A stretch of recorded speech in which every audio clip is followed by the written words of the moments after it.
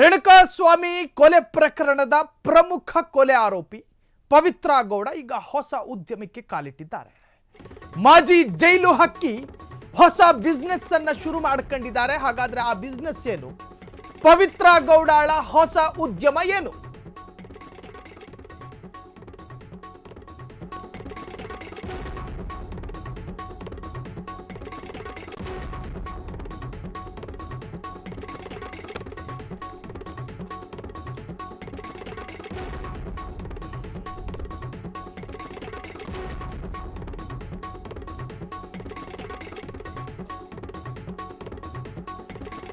ಚಿತ್ರದುರ್ಗ ಮೂಲದ ರೇಣುಕಾಸ್ವಾಮಿಯನ್ನ ಬೆಂಗಳೂರಿನ ಪಟ್ಟಣಗೆರೆಗೆ ಕರೆದೊಯ್ಯಲಾಗುತ್ತೆ, ಬಳಿಕ ಆತನನ್ನ ಕೊಲೆ ಮಾಡಲಾಗುತ್ತೆ ಎನ್ನುವಂತಹ ಗಂಭೀರ ಆರೋಪ ಹೊತ್ತುಕೊಂಡಿರುವ ಪೈಕಿ ಅಗ್ರಗಣ್ಯ ಸ್ಥಾನದಲ್ಲಿರೋದು ಪವಿತ್ರ ಗೌಡ, A1 ಆರೋಪಿ. ಇತ್ತೀಚೆಗಷ್ಟೇ ಜಾಮೀನಿನ ಮೇಲೆ ಹೊರಗೆ ಬಂದಿದ್ದಾರೆ. ಪಾಪ ತನ್ನ ಯಥಾಸ್ಥಿತಿಗೆ ಮರಳಿದ್ದಾರೆ. ಅದಕ್ಕೆ ನಮ್ಮದು ಸಂತಸ ಇದೆ. ಬಂದ್ ಮಾಡಿದ್ದಂತಹ ಬಟ್ಟೆ ಅಂಗಡಿನ ಮೊನ್ನೆ ತೆರೆದ್ರು. ಧೂಳಿಡ್ದು ಕೂತಿತ್ತು, ಅದನ್ನು ಧೂಳೆಲ್ಲ ಒರೆಸ್ಬಿಟ್ಟು ಮತ್ತೆ ಪುನಃಸ್ಥಾಪನೆ ಮಾಡಿದ್ರು. ಅದಾದ ಮೇಲೆ ರೆಡ್ ಕಾರ್ಪೆಟ್ ಅನ್ನುವಂತಹ ಒಂದು ಸ್ಟುಡಿಯೋ ಇತ್ತು ಈ ಎಮ್ಮನದ್ದು. ಅದನ್ನು ಕೂಡ ಇತ್ತೀಚೆಗಷ್ಟೇ ಓಪನ್ ಮಾಡಿದ್ದಾರೆ. ಅಂದರೆ ಓಪನ್ ಅಂತ ಹೇಳಿದ್ರೆ ಅದನ್ನು ಆಕ್ಟಿವ್ ಮಾಡಿಲ್ಲ, ಓಪನ್ ಮಾಡುವ ಒಂದು ಸುಳಿವನ್ನು ಕೊಟ್ಟಿದ್ದಾರೆ. ನೋಡಿ, ಈ ಕೊಲೆ ಪ್ರಕರಣದ ಪ್ರಮುಖ ಆರೋಪಿ ಪವಿತ್ರ ಗೌಡ. ಈ ಹಿಂದೆ ಸಾಕಷ್ಟು ಬಿಸ್ನೆಸ್ನಲ್ಲಿ ಆಕ್ಟಿವ್ ಆಗಿದ್ದಂತಹ ಒಂದು ಆರೋಪಿ ಈಕೆಗೆ ವ್ಯಾವಹಾರಿಕ ಜ್ಞಾನ ಚೆನ್ನಾಗಿದೆ. ಅಂದರೆ ಬಿಸ್ನೆಸ್ ಟ್ರಿಕ್ಸ್ಗಳಿದ್ದಾವೆ. ಈ ತರಹದ ಒಂದು ಟ್ಯಾಲೆಂಟ್ ಇಟ್ಕೊಂಡು ಆ ಕೊಲೆ ಆರೋಪವನ್ನು ಹೊತ್ಕೊಂಡಿದೆ ಈ ಅಮ್ಮ. ಸೊ ನೀವು ಸ್ಕ್ರೀನ್ ಮೇಲೆ ಗಮನಿಸ್ತಾ ಇದ್ದೀರಲ್ಲ, ರೆಡ್ ಕಾರ್ಪೆಟ್, ಇದು ಈ ಸ್ಟುಡಿಯೋದ ಹೆಸರದು. ಅದನ್ನು ಕೂಡ ಓಪನ್ ಮಾಡ್ತೀನಿ ಎನ್ನುವಂಥ ಹಿಂಟನ್ನು ಕೊಟ್ಕೊಂಡಿದ್ದಾರೆ ಈಗ ಸೋಷಿಯಲ್ ಮೀಡಿಯಾದಲ್ಲಿ.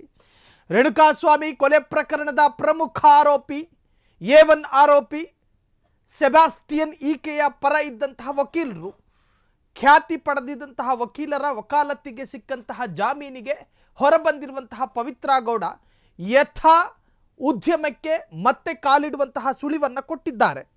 ಈ ಹಿಂದೆ ಇದ್ದಂತಹ ಗ್ಲಾಮರಿಗೂ 10ರಷ್ಟು ಗ್ಲಾಮರ್ ಹೆಚ್ಚಾಗಿದೆ. ಮುಖದಲ್ಲಿ ಕಾಂತಿಯೂ ಹೆಚ್ಚಾಗಿದೆ. ಮೇಕಪ್ ಕಿಟ್ಟಿಗೆ ಮತ್ತೆ ಕೆಲಸ ಕೊಟ್ಟರು ಅಂತ ಕಾಣಿಸುತ್ತೆ. ಸೊ ಈಗ ಮತ್ತೆ ಅವರ ಮೂಲ ಉದ್ಯಮಕ್ಕೆ ಕಾಲಿಟ್ಟಿರುವ ಸುಳಿವನ್ನು ಕೊಟ್ಟಿದ್ದಾರೆ. ಆ ಉದ್ಯಮ ಶುರು ಮಾಡೋದು ತಪ್ಪು ಅಂತ ನಾವು ಹೇಳ್ತಾ ಇಲ್ಲ.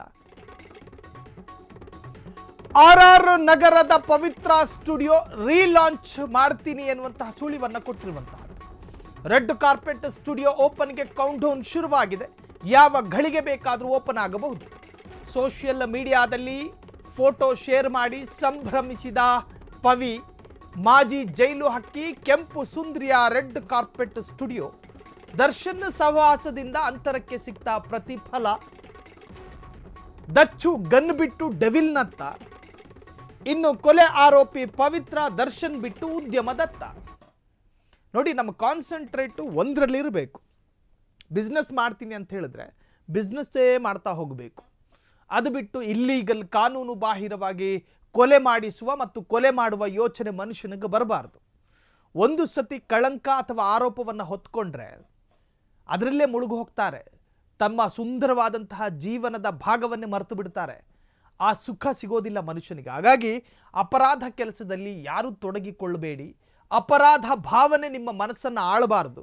ಅಪರಾಧ ಕೃತ್ಯ, ಕಾನೂನು ಬಾಹಿರವಾದಂಥ ಕೆಲಸ, ಇಲ್ಲೀಗಲ್ ಆಕ್ಟಿವಿಟೀಸ್ ಇದೆಯಲ್ಲ, ಮನುಷ್ಯನನ್ನು ಮೂಲೆ ಗುಂಪು ಮಾಡಿಬಿಡುತ್ತೆ.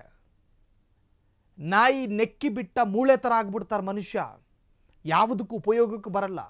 ಸೊ ಪವಿತ್ರ ಗೌಡ ದರ್ಶನಿಗೆ ಇದೆಲ್ಲವೂ ಕೂಡ ಪಾಠ ಆಗಲಿ. ಅವರ ಸುಂದರ ಜೀವನವನ್ನು ಮತ್ತೆ ಶುರು ಹಚ್ಚಿಕೊಳ್ಳುವಂತಹ ಪ್ರಯತ್ನ ಇದೆಯಲ್ಲ, ಇದಕ್ಕೆ ನಮ್ಮ ಸ್ವಾಗತ. ಇದಕ್ಕೆ ಮಾತ್ರ ಕಾನ್ಸಂಟ್ರೇಟ್ ಇರಲಿ ನಿಮ್ಮದು. ಅದು ಬಿಟ್ಟು ಪಟ್ಟಣಗೆರೆ ಶೆಡ್ಡನ್ನು ನೋಡೋದು, ಚಿತ್ರದುರ್ಗ ಬಾಗಲಕೋಟೆ ಅಂತ ಹೇಳಿ ಕಣ್ಣಾಡಿಸೋದು, ತಮ್ಮ ಅಭಿಮಾನಿಗಳಿಗೆ ಫೋನ್ ಮಾಡಿ ಅವನ್ನ ಎಳ್ಕೊಂಡು ಬನ್ನಿ ಅಂತ ಹೇಳೋದು, ಇದೆಲ್ಲ ಬೇಡ. ಪವಿತ್ರ ಗೌಡ ತಮ್ಮ ಹೊಸ ಉದ್ಯಮಕ್ಕೆ ಶುಭವಾಗಲಿ ಅನ್ನೋದೇ ಫ್ರೀಡಮ್ ಟಿವಿಯ ಆಶಯ.